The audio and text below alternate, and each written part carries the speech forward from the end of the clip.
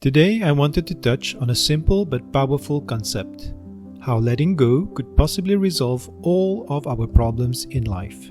Sounds like I'm overpromising, I know. One weird trick to solve every problem: just let go. If only it was that easy, right? But let's pause here. Letting go is simple. It's just not easy. Think about it. Life is all about perception.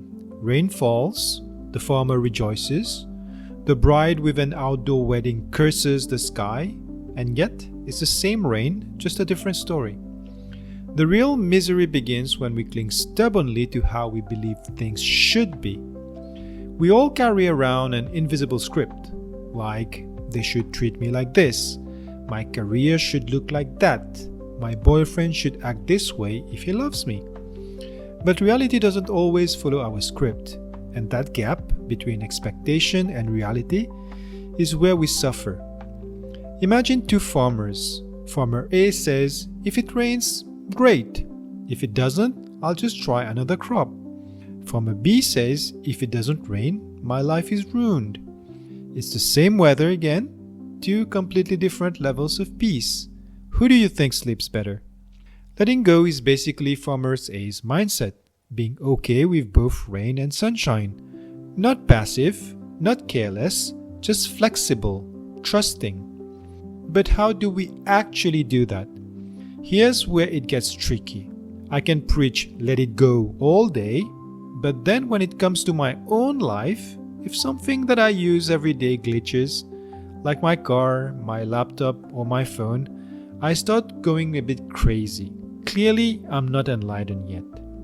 So, here are some practical ways that I think we can practice. First, the so what game. Next time you're stressed, ask yourself, so what if this doesn't happen? Follow that thought until you find it's not the end of the world. I do that quite often and it helps. It's about making peace with whatever happens to be the outcome. For example, if I don't get this promotion, so what? I'll still eat dinner tonight. I'll still have Netflix. Not that you need Netflix, of course. Secondly, micro letting go drills. It's usually always helpful to practice with smaller things. So, try traffic, moderately annoying colleagues, someone jumping up the queue in front of you. These are like push-ups for training your letting go muscle. Thirdly, the Plan B mantra. Always have a phrase ready. If not this, then something better. Repeat until your nervous system calms down. Whenever I try to push for a particular outcome, I try to think about this.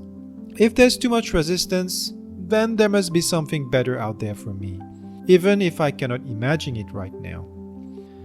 Now, let's tackle relationships. That's a hard nut to crack when it comes to letting go. Personally, I've clung to several relationships much longer than I should have. Haven't we all?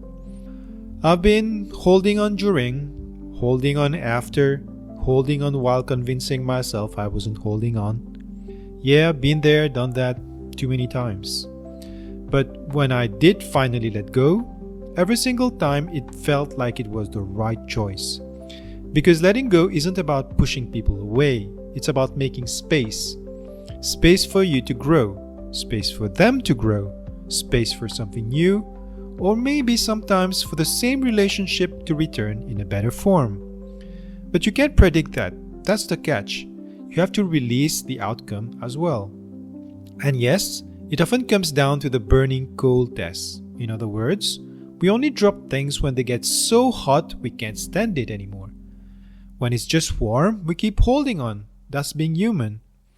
Ultimately, letting go is about trust. Trust that the universe, or life, God, destiny, whatever word you like, knows how to handle things better than our anxious, micromanaging brains. When you know the ending of the book is good, you don't stress about every single chapter when things seem to take a wrong turn. And spoiler alert, the ending of your book is beautiful. Always. So why don't we all try to loosen our grip a little bit? Why not dance in the rain instead of cursing it? Why not trust that even if the car breaks down, the boss gets angry, the farmer fails, or the relationship ends, Something better is on its way. Letting go doesn't mean giving up. It means showing up to life without handcuffs. Yeah, I've said it already. It's not easy. I'm still struggling myself even after years of realizing what I've been doing.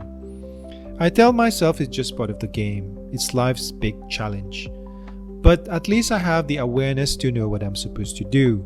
Release, release, release. And I can only hope that you know as well. Then, we can play the game of letting go together, consciously. Because whenever we do something more consciously, we're a bit more in control and bound to enjoy it more. If you enjoyed this, please subscribe.